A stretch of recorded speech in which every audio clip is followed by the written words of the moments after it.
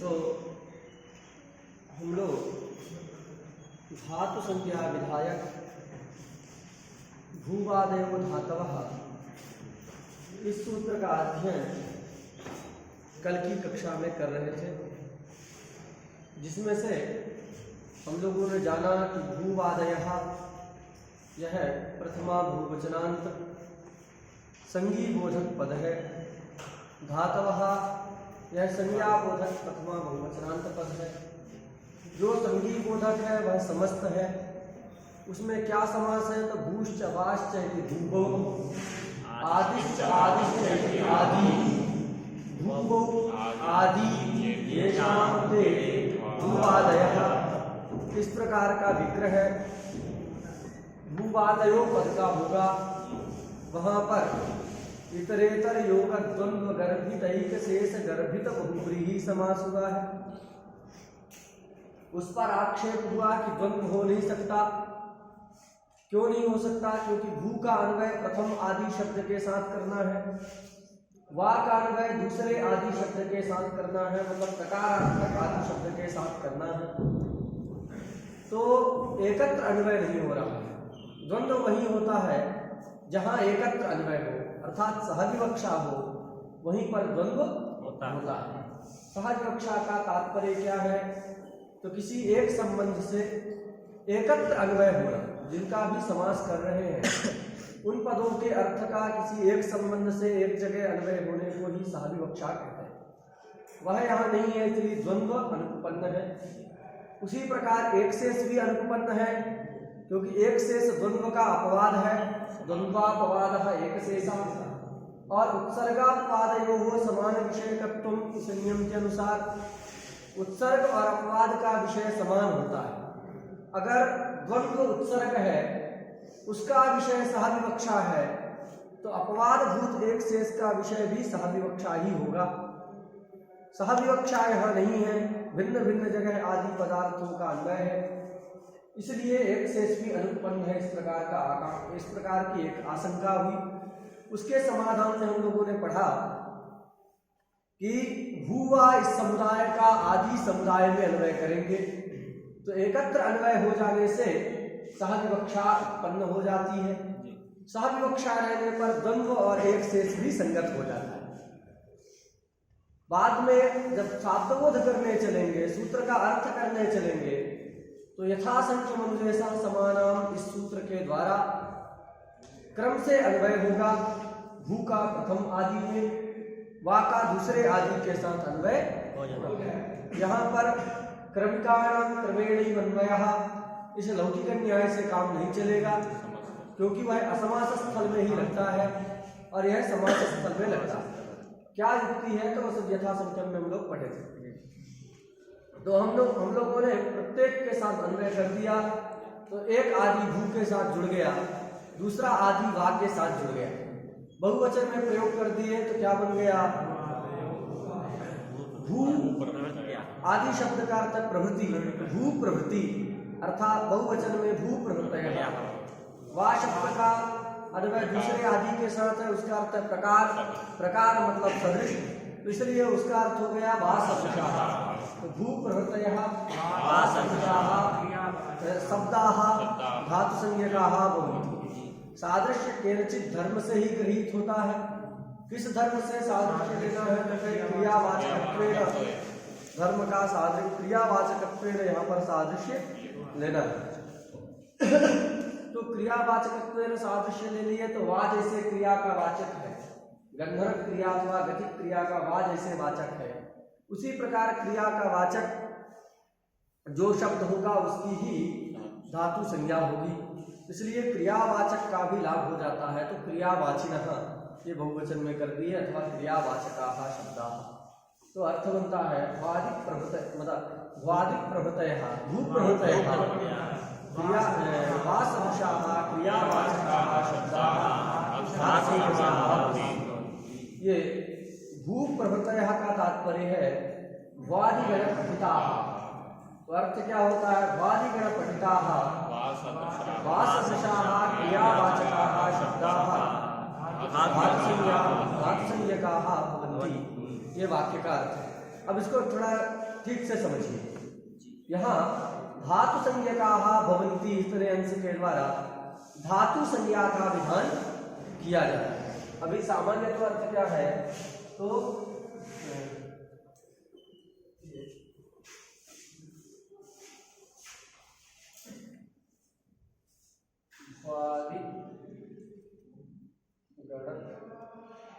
पठिताः वासदृशाः कहे अथवा साक्षात क्रियावाचकाः कहेंगे तो चल जाएगा। क्रियावाचकाः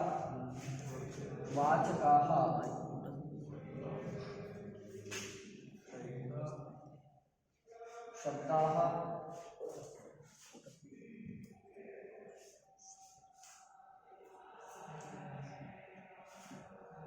धातु संज्ञकाः भवन्ति। विसर्ग का लोप होता है। ये सामान्यतः अर्थ निकला। भ्वादिगण पठिताः क्रियावाचकाः शब्दाः धातु संज्ञकाः। इसको ठीक से समझिए। यहाँ देखिए, ये धातु संज्ञकाः, तो धातु संज्ञा का विधान किया जा रहा है। किसकी धातु संज्ञा का विधान किया जा रहा है? शब्दों की। शब्दाः, शब्दों को उद्देश्य करके यह सूत्र धातु संज्ञा का विधान। इसका उद्देश्य कौन हुआ? शब्द। समझा गया? विधेय क्या है? धातु संज्ञा। शब्द के दो विशेषण। किसी भी शब्द की धातु संज्ञा यह सूत्र नहीं करता। उस शब्द को क्या होना चाहिए? भ्वादिगण पठिताः एक विशेषण है, मतलब भ्वादि अदादि इत्यादि गणों में से कहीं एक जगह पठित होना चाहिए। ये पहला विशेषण है शब्द का। दूसरा विशेषण है कि उस शब्द को क्रिया का वाचक भी होना चाहिए। तो दो विशेषण से युक्त शब्द है, मतलब भ्वादि गण में पठित हो है शब्द, भ्वादि इत्यादि गण में पठित हो तथा क्रिया का वाचक हो, ऐसे शब्द की ही यह सूत्र धातु संज्ञा करता है। दो में से कोई एक विशेषण भी नहीं रहेगा उस शब्द में, उसकी धातु संज्ञा नहीं होगी। उसका विचार अभी हम थोड़ी देर में ही करेंगे। लेकिन अभी देखिए, भ्वादिगण में भू सप्तायाम ऐसा पाठ है, तो उस भू की धातु संज्ञा होगी कि नहीं? क्यों?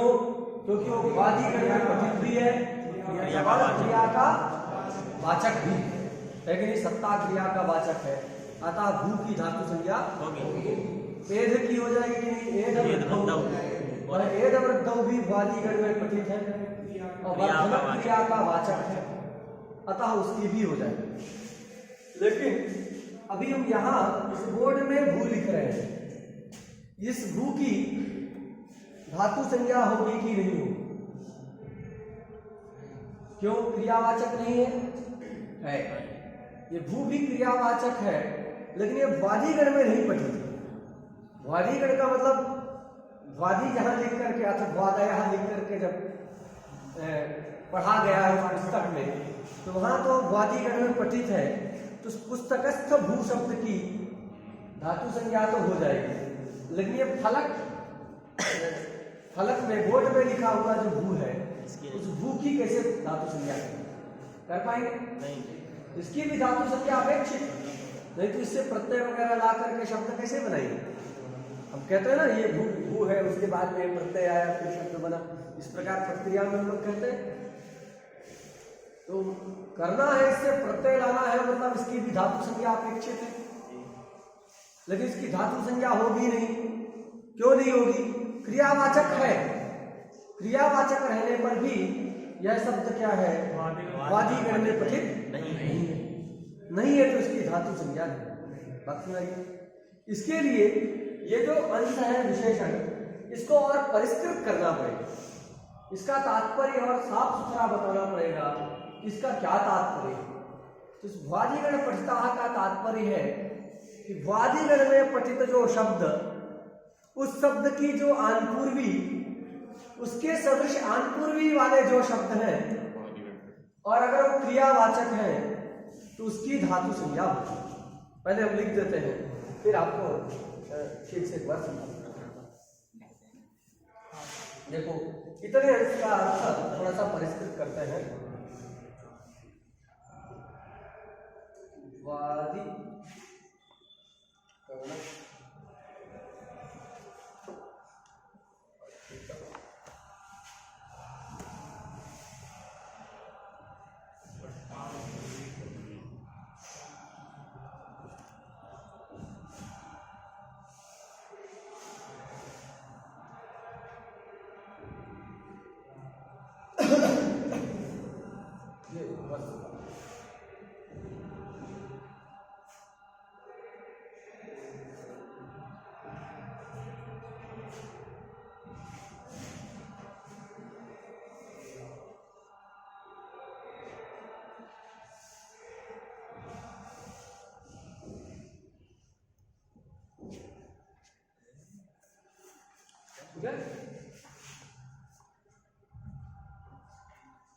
ये वादिगण पठिता का अर्थ क्या करना है? वादिगण पठितानुपूर्वी सदृशानुपूर्वी मनता, ये मां है। वादिगण पठितानुपूर्वी सदृशानुपूर्वी मनता क्रियावाचकाः शब्दाः धातुसंज्ञकाः भवन्ति। इतना जो है अर्थ करें। इसका तात्पर्य क्या है? तो वादिगण में पठित जो शब्द, कितना समझ आ रहा है जी? वादिगण पठित का मतलब वादिगण में पठित जो शब्द, तस्य अनुपूर्वी, अनुपूर्वी मतलब उसका क्रम, जो जिसको अनुपूर्वी कहते। तो वादिगण में पठित शब्द की जो अनुपूर्वी, उसके सदृश अनुपूर्वी वाला, ये मनता लिखा है, ये मतु प्रत्यांत है। पूर्वी मत शब्द है, उसके बहुवचन में मनतः शब्दाः का विशेषण है। वादिगण में पठित जो शब्द, उस शब्द की जो अनुपूर्वी, उस तत्सदृश अनुपूर्वी वाले जो शब्द, वो अगर क्रियावाचक है तो उन शब्दों की भूवादयः इस पाणिनि संकेत के द्वारा, ये संकेत है ना, इसकी धातु संज्ञा करना है, तो भूवादयो धातवः इस पाणिनि संकेत के द्वारा उनकी धातु संज्ञा होती है। मतलब धातु पद से वो वाच्य, जिसकी भी संज्ञा होती है इनसे, इसकी संज्ञा क्या है? क्या कहते हैं? मार्कर। मार्कर इसकी संज्ञा है। तो मार्कर पद का ये वाच्य हो गया कि नहीं? तो जो शब्द है वादिगण पठितानुपूर्वी सदृशानुपूर्वीमान क्रियावाचक जो भी शब्द है, वे सारे शब्द क्या होंगे? धातु पद से वाच्य। धातु की संज्ञा मतलब वो सारे शब्द धातु पद से वाच्य। कैसे पता चला? तो भूवादयो धातवः इस पाणिनि संकेत के द्वारा जो है पता चला। बात समझ आ गई कि नहीं? कि वो धातु पद वाच्य। तो क्या अर्थ बन गया? तो वादिगण पठितानुपूर्वी सदृशानुपूर्वी मनतः क्रियावाचकाः शब्दाः, और इसमें आप जोड़ सकते हैं क्रियावाचकाः शब्दाः भूवादयो धातवः इति पाणिनि संकेत संबंधेन धातु पदबन्तो भवन्ति। धातु संज्ञकाः भवन्ति मतलब धातु पदबन्तो भवन्ति। बन्तः बहुवचन करेंगे। धनवान धनवन्तौ धनवन्तः, धातु पद बन्तः मतलब धातु पद वाच्य होते हैं। तो क्या अर्थ बन गया?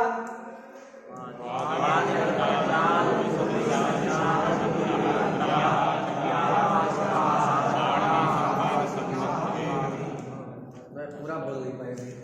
वादिगण पठितानुपूर्वी सदृशानुपूर्वी मनतः क्रियावाचकाः शब्दाः भूवादयो धातवः इति पाणिनि संकेत संबंधेन धातु पदबन्तो भवन्ति।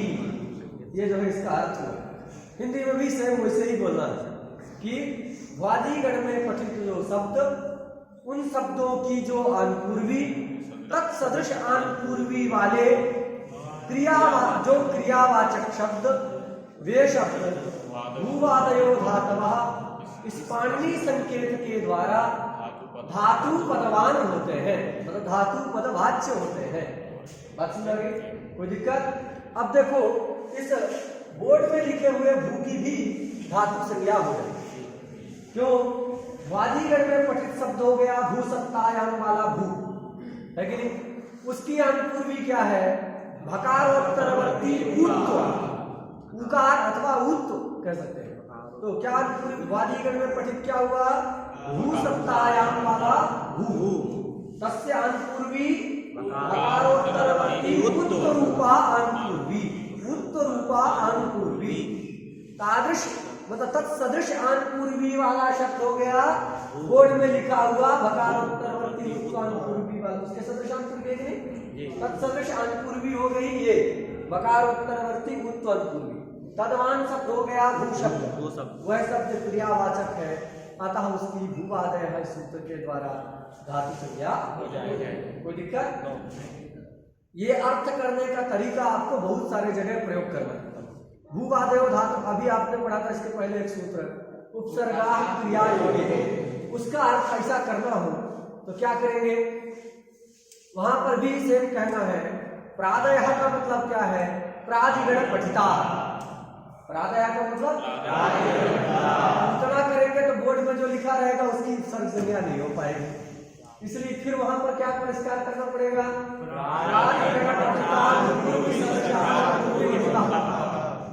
बात समझ आ गया? ऐसा उसका अर्थ करना है। क्रिया योग्य मतलब क्रिया युक्ता, तो बाकी से तो क्या अर्थ होगा उसका? उपसर्गा क्रिया योग्य का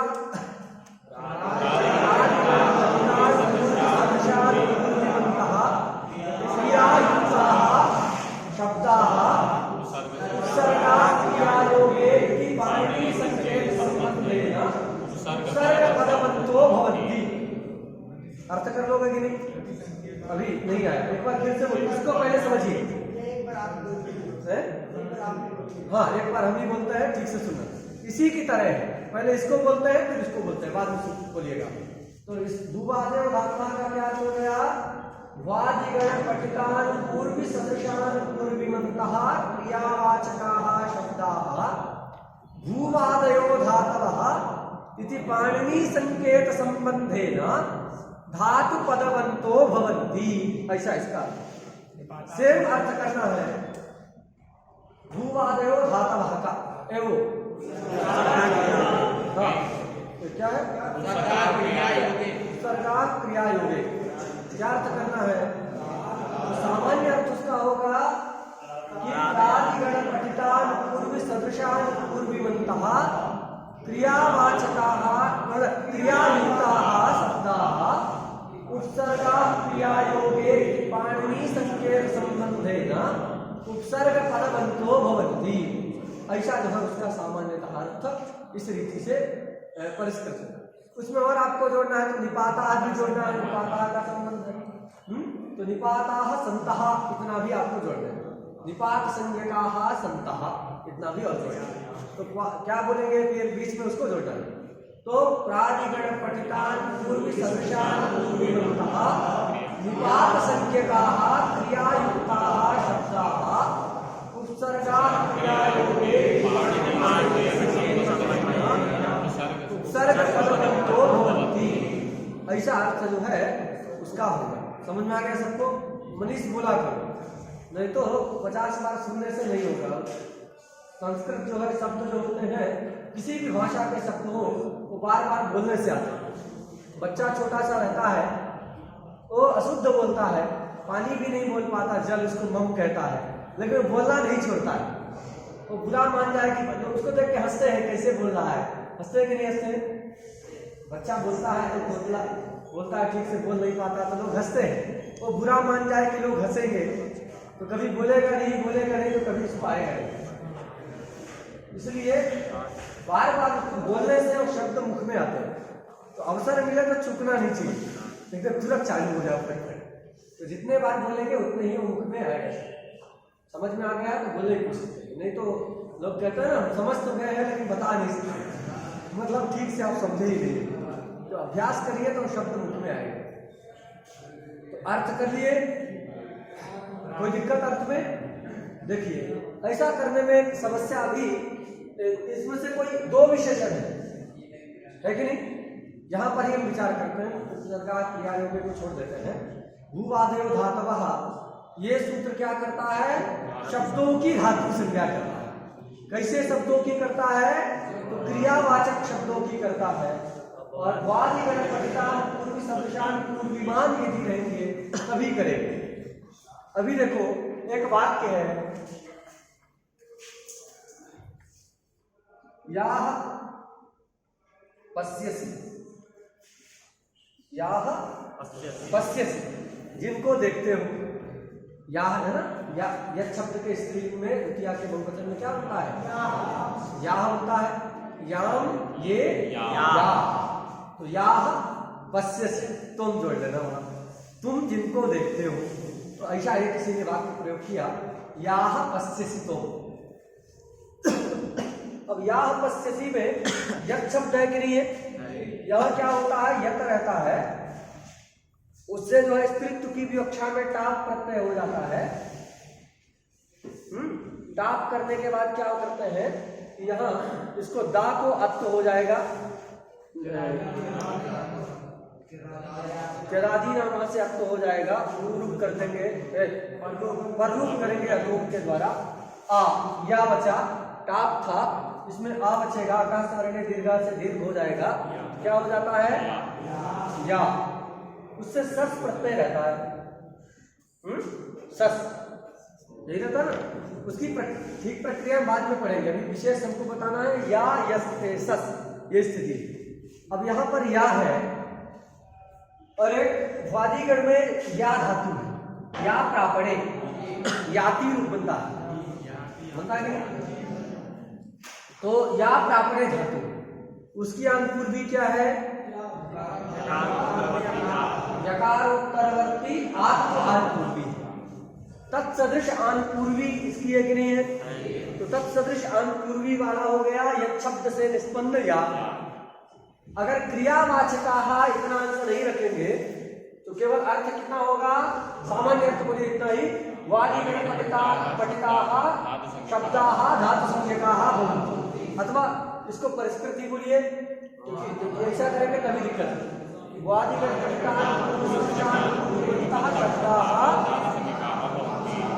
तो ये जो या शब्द है, यत् शब्द के द्वारा बना हुआ जो या शब्द है, वह वादिगण पठित या शब्द की जो अनुपूर्वी तत्सदृश अनुपूर्वी वाला है कि नहीं है?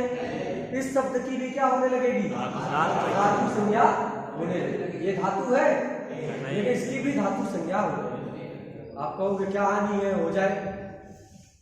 एक व्यक्ति के कई कई नाम रहते हैं, इसका भी एक नाम पड़ जाएगा। हानि क्या है?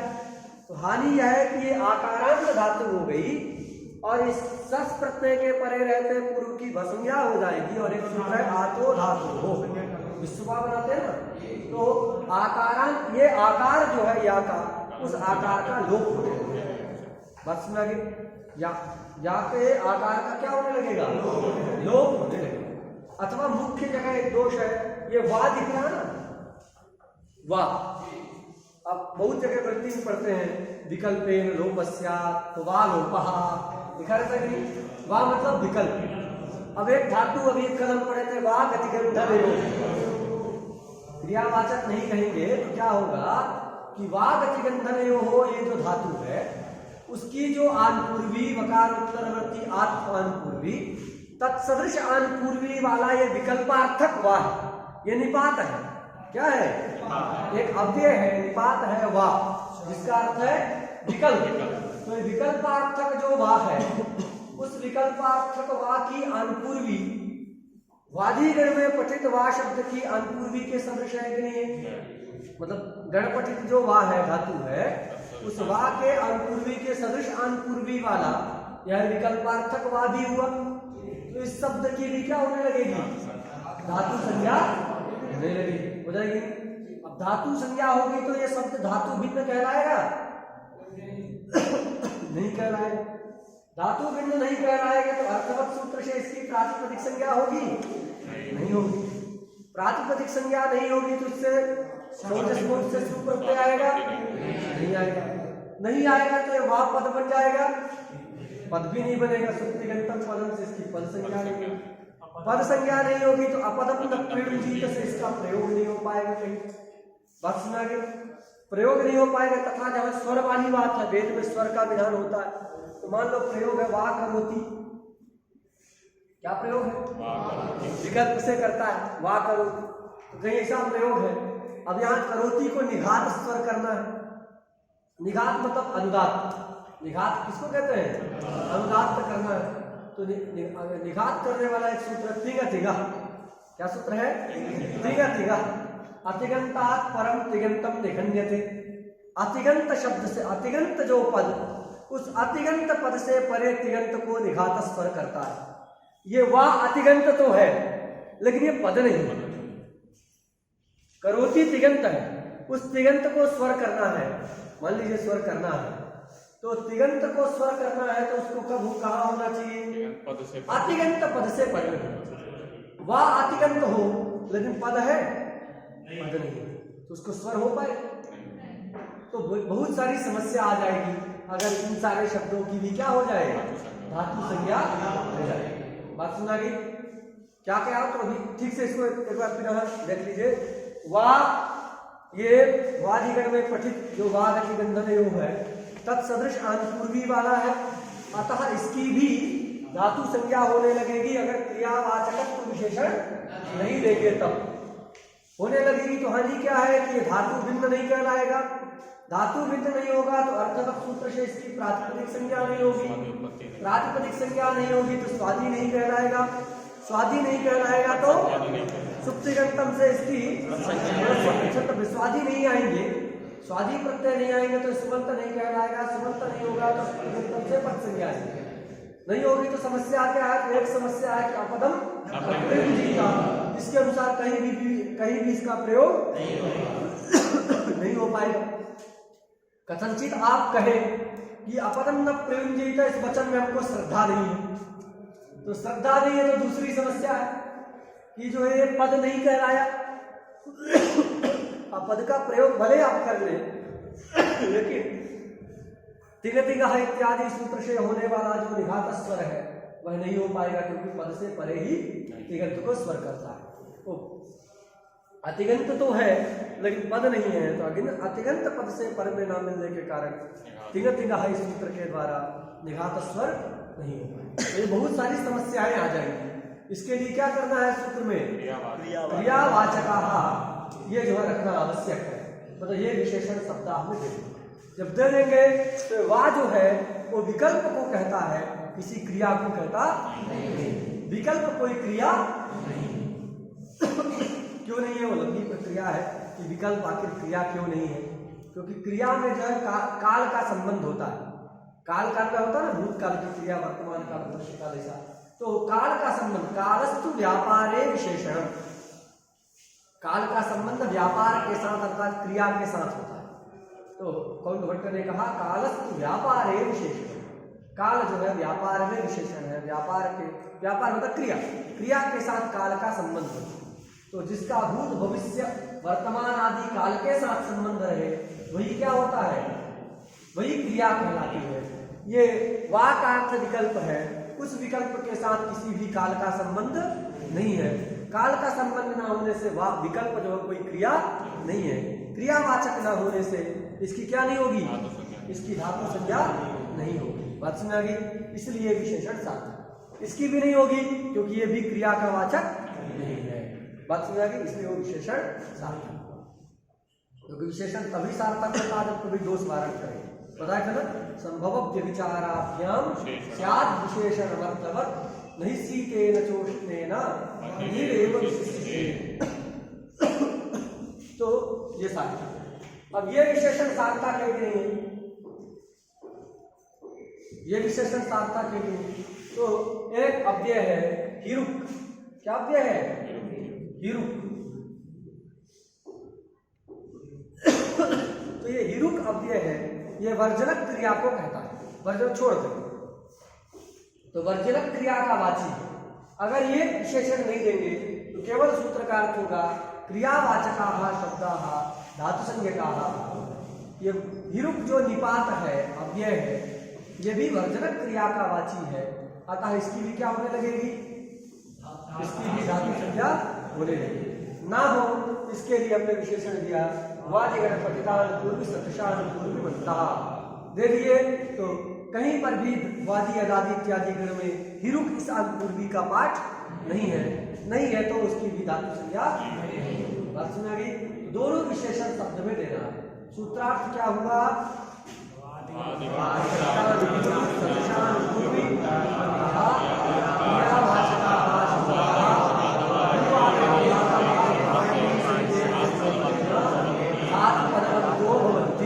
इस प्रकार का यह अर्थ हुआ। इसके विशेषणों के सार्थक की भी विचार हम लोगों ने किया।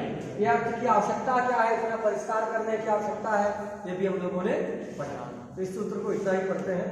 शेष जो विचार है वो बड़े ग्रंथ में इसके बारे में आप पढ़िए। श्री गुरु रुकिए, और विचार है, बहुत विचार है।